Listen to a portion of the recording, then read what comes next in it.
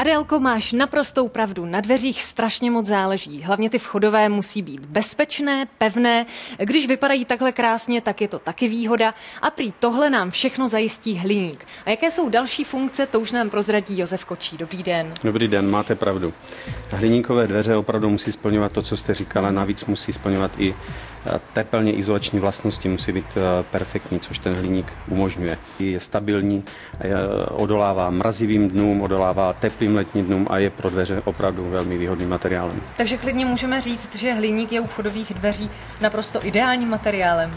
Dalo by se to tak říct, splňuje opravdu parametry a požadavky, které jsou na ně kladeny, protože dveře jsou nejnamáhanějším otvorovým prvkem v domě a je potřeba, aby skutečně byly stabilní a pevné.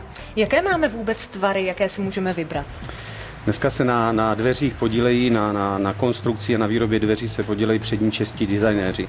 Takže ty tvary a design je takový, který splňuje požadavky jak od moderní nové zástavby, tak i po klasickou starší městskou zástavbu. Těch možností a variant je opravdu spousta. A co se týče barev, přece jenom chceme, aby ty vchodové dveře krásně ladily.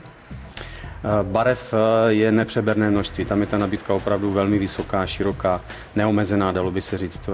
Další možnosti toho hliníku jsou i dřevodekory, nebo popřípadná kombinace těch barev, jak dřevodekoru, barev, a tím vzniká opravdu velmi vysoká přidaná hodnota a krásný design na těch dveřích. To je pravda, já jsem si všimla, že tady máme taky sklo, takže to se dá taky zkombinovat hezky. Ano, dneska se umějí vyrobit dveře celoskleněné.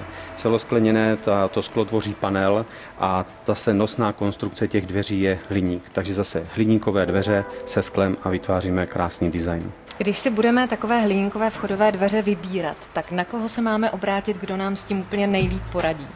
Vždycky vybírejte u odborníků. Nedejte na to, abyste kupovali dveře hned v prvním krámě, ale je nutné dbát na pečlivý výběr. Máme tady spoustu kvalitních dodavatelů dveří, není úplně složité je najít a je potřeba se orientovat skutečně podle referencí, podle zkušenosti toho, kterého výrobce dodavatele. Je to výrobek, který má být generační, možná vícegenerační, a proto nepodceňujte správný výběr. Jak se o ty dveře máme starat, aby nám vydržely co možná nejdýle? U hliníkových dveří je ta výhoda, že jsou ne že úplně bezúdržbové, ale staráme se o ně úplně běžným způsobem, tak jak o každou jinou věc v domácnosti. To znamená nějaká běžná údržba, běžná péče, umytí těch dveří. Tím, že ta konstrukce je masivní, pevná, odolává skutečně povětrnostním vlivům, není nějaká údržba, která by byla nestandardní, takže naprosto běžný výrobek, který slouží a bude sloužit dlouhá léta. Děkuji vám za rozhovor, mějte se hezky a na viděnou. Já vám děkuji, na viděnou. Tak vidíte, opravdu vchodové dveře musí vydržet dlouho, tak proto vybírejte pečlivě.